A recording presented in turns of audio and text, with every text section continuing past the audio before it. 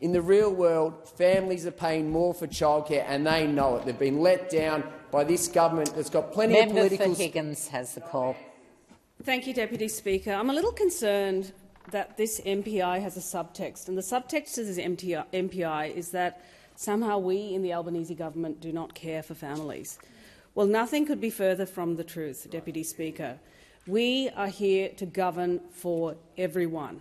The Albanese Labor government, in fact all Labor governments, do not carve out Australia into favourites. We are here to support the young. We are here to support the old. We are here to support singles, and we're here to support families. Now, we recognise that families all throughout Australia are doing it tough. The inflationary beast is a global phenomenon, and Australia is not immune to these pressures. The response so far has been one where inflation has been bludgeoned by interest rate hikes led by the Independent Reserve Bank, but it requires something more, and that's where we have stepped in with surgical precision, targeted cost of living relief while laying the foundations of our future prosperity. And those foundations include skills, the energy transformation, and an investment in onshore manufacturing. The future that our children, the children of the families of today, will inherit, that is there for them to seize, in fact.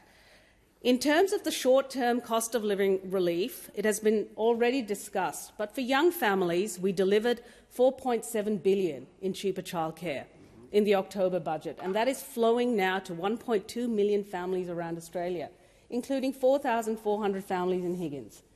We know that the highest costs for families are your mortgage repayments, your car, and then the third is childcare, childcare in those early years. We recognise that at the onset, and it was one of the key reasons people voted for us, young families voted us into government. The second intervention was, of course, paid parental leave, which is designed to break those gendered norms that box men in as breadwinners and women in as homemakers and actually last for decades. They start in that early period when baby comes home, but they entrench and they last for decades, and we want to smash those norms. In terms of the middle years, a more universal area is, of course, healthcare. And as a doctor, I was so heartened to see in the last budget a tripling of the bulk billing incentive, a $3.5 billion investment. And what does that mean? It means that more Australians can benefit from universal health care. Medicare. The reason I sit on this side and not on that side is because I believe in Medicare. It has been my life and my career. In addition to that, in a few months from now, we will be delivering 60-day dispensing of medications to Australians. Now, 11 million Australians have chronic disease in this country. It's about 50% of the population. And cheaper medicines, the 60-day prescribing, will benefit around 6 million Australians. And that's going to halve their cost of their medicines. It's a significant cost of living benefit, and not only does it deliver cost relief, but also convenience, and it will also improve compliance with your medications. Why? Because when people run out of their medicines, they stop taking it, they deteriorate. If you have a chronic illness, whether it be diabetes or chronic heart failure, when you deteriorate, what ends up happening, you end up in hospital, in the emergency department.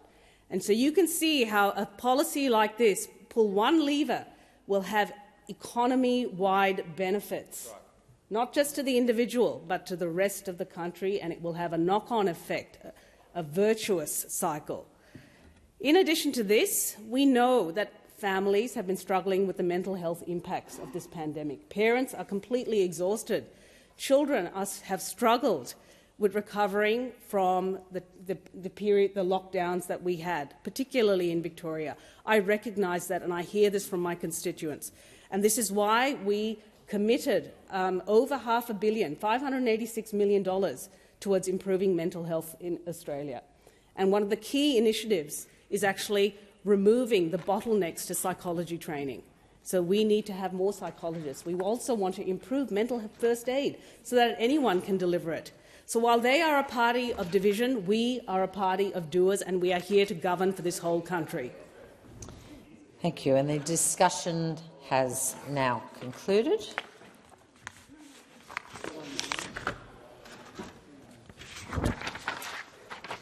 I have received a message from the Senate returning the Social Services and Other Legislation Amendment strengthening the Safety Net Bill 2023 without amendment.